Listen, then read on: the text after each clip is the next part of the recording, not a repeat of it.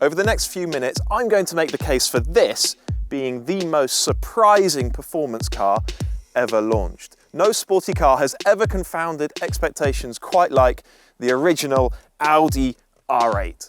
We'll get started in a moment. First, have you subscribed to the CarGurus YouTube channel yet? Go on, tap that subscribe button.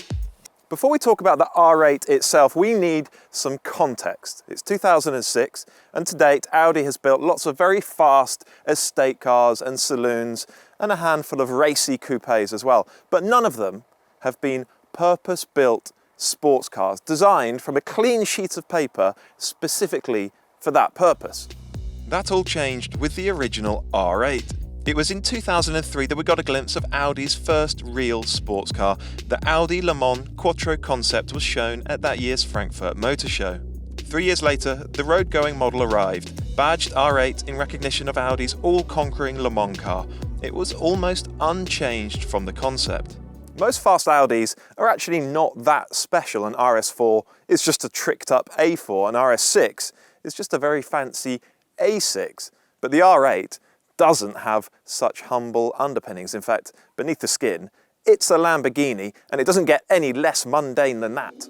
The R8 shares its mid-engined platform with the Lamborghini Gallardo, but the high-revving 4.2-litre V8 is Audi's own.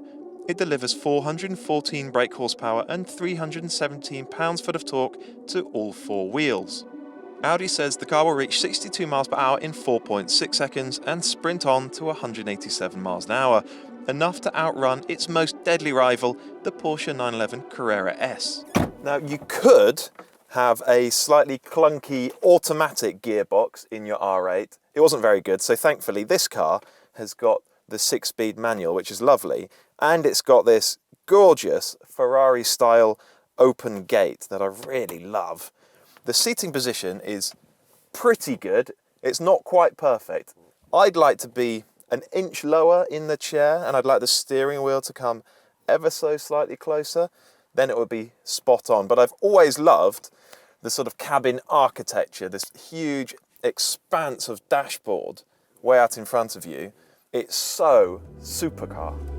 So far we've got a dash of Ferrari and quite a lot of Lamborghini. In a moment, you'll hear me mention Lotus too. All this from safe, steady, unexciting Audi. See what I mean about this R8 being so surprising? It's also worth mentioning how usable this car was in its day and still is now. The boot in the front, for instance, that's pretty handy, and you've got this useful shelf behind the seats for smaller bits and pieces, coats. You get an umbrella in there. Visibility for a mid-engine sports car is actually really good. I can see all the way around. The cabin quality, even 15 or so years later, it feels pretty good. Okay, maybe that's not that surprising for an Audi.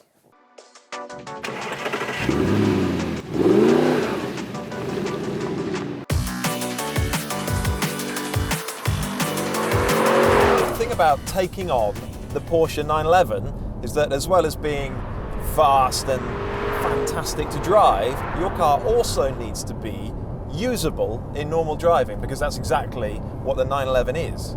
This R8, perhaps not quite as usable as the 911 because it doesn't have the rear seats, but it gets very close. As I've said, visibility is really good. This is a spacious cabin. These seats would be comfortable mile after mile. It's effortless to drive in normal driving. Got light steering, the gear shift isn't heavy, the clutch isn't heavy, and perhaps the most surprising thing, given the way this car looks, the ride is really supple. Before the R8, Audi had tended to rely on turbocharging to give its cars sledgehammer performance, but not for this car. No turbochargers here, just a glorious, high-revving, normally aspirated V8. It goes to 8,000 RPM, and it's got a glorious, cultured V8 soundtrack. I just love it. This car isn't shockingly fast. If you want shockingly fast, you'll need the V10 model, but it still pulls hard, this V8. There's still strong, insistent performance. It's a wonderful engine. And this gearbox, with that open gate, when you change gear, you hear that typical click-clacking sound that you get from these open gates. and it's a fantastic shift. Love that as well. The most surprising thing about the R8, that's the way it steers, rides and handles. Honestly, back in the day, it felt unlike any other Audi. It has this poise and suppleness that's Lotus-like, and it steers beautifully. It's communicative steering, and it's super crisp, super accurate. And it has exquisite balance at the limit as well, at least on the road. It's not just typical Audi understeer. In fact, and particularly if you have a circuit where you've got a bit more space, the chassis is really playful. The four-wheel drive system seems to send almost everything to the rear axle and just a little bit to the front axle, so you can slide the car around a bit, and it feels kind of like a rear-wheel drive car, just with a bit of added stability. It's fantastic. Bundle all of that together and you have a sports car that's exceptionally competent, but also massively rewarding to drive. Nowadays, you can pick up an early car for around £35,000. And best of all, it'll even hold on to its value. These things are just so special. And hopefully, I've managed to convince you that there is no more surprising performance car than the original Audi R8. Thank you for watching this Car Gurus video. Remember to subscribe to our YouTube channel, give us a thumbs up, comment below as well, and also check out cargurus.co.uk, which is where you'll find a great deal on your next used car from a top-rated dealer.